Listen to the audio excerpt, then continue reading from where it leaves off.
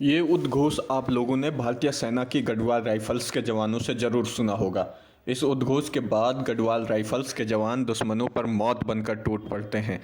आखिर क्यों कहते हैं गढ़वाल राइफल्स के जवान बद्री विशाल लाल की जय, वो भी बताएंगे। लेकिन उससे पहले आपको यह जानना जरूरी है कि आखिर कौन है बद्री विशाल और क्या कुछ मान्यता है इस धाम की। बद्री विशाल यानी बद्रीनाथ गंगोत्री पर्वत श्रृंखला पर चमोली में स्थित यह मंदिर भगवान विष्णु का प्राचीन मंदिर है। बद्रीनाथ मंदिर व इसके आसपास के क्षेत्र को बद्री धाम के नाम से भी जाना जाता है। बद्रीनाथ मंदिर 4 धामों में से एक है। हर साल बड़ी संख्या में यहाँ देश विदेश से श्रद्धालु पहुँचते हैं। अप्रैल या मई माह में भगवान बद्री विशाल के कपाट खोले जाते हैं। वहीं नवंबर माह के अंत तक कपाट विधि विधान के साथ बंद कर दिए जाते हैं।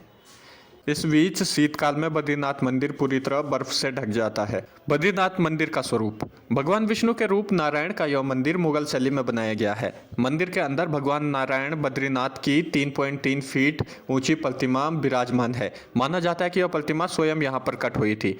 वर्तमान में उत्तराखंड सरकार द्वारा गठित देवस्थानम बोर्ड बद्रीनाथ मंदिर को प्रशासित करती है। वहीं यहाँ के पुजारी मुख्य रूप से केरल के रावल होते हैं। बद्रीनाथ मंदिर अलकनंदा नदी से लगभग 50 मीटर ऊंचे स्थान पर स्थित है। मंदिर में 3 संरचनाएं हैं: गर्भगृह, दर्शन मंडप और सभा मंडप।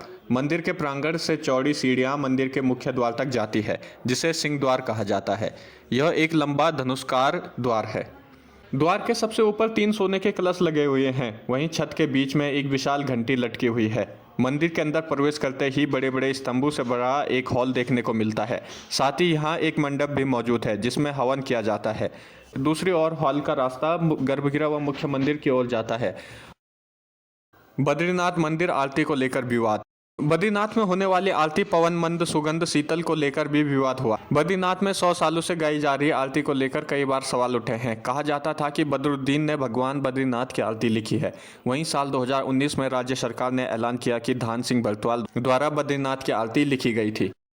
क्या था मामला?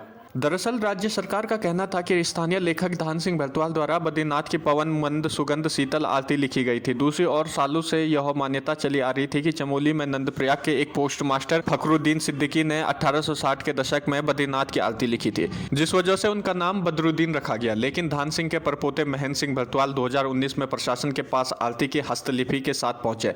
कार्बन डेटिंग टेस्ट के बाद मुख्यमंत्री ने ऐलान किया कि यह हस्तलिपि 1881 की है, जब यह आरती चलन में आई थी। दूसरी ओर बदरुद्दीन का परिवार ऐसा कोई सबूत पेश नहीं कर सका, इसलिए बरतवाल परिवार के दावों को सच मान लिया गया।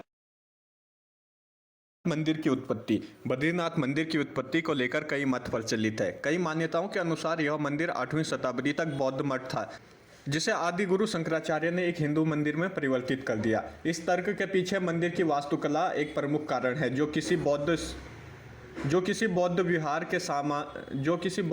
के समान है। एक अन्य मान्यता यह भी है कि शंकराचार्य 6 वर्षों तक इस स्थान पर रहे थे। इस स्थान में अपने निवास के दौरान वह 6 महीने के लिए बद्रीनाथ में और फिर शेष वर्ष केदारनाथ में रहते थे।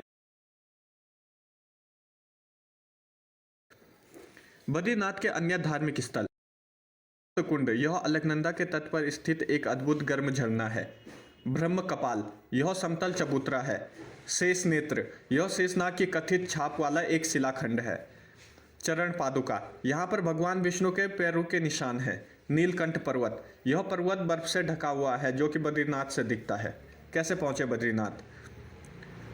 बद्रीनाथ आप सड़क मार्ग से पहुंच सकते हैं। इससे पहले आप ऋषिकेश या देहरादून तक सड़क, हवाई या फिर रेलवे मार्ग के जरिए पहुंच सकते हैं। इसके बाद ऋषिकेश से बद्रीनाथ आपको सड़क मार्ग से पहुंचना होगा।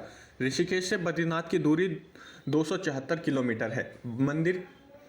मंदिर तक आवागमन सुलभ करने के लिए वर्तमान में 4 धाम महामार्ग तथा 4 धाम रेलवे जैसी कई परियोजनाओं पर कार्य चल रहा है।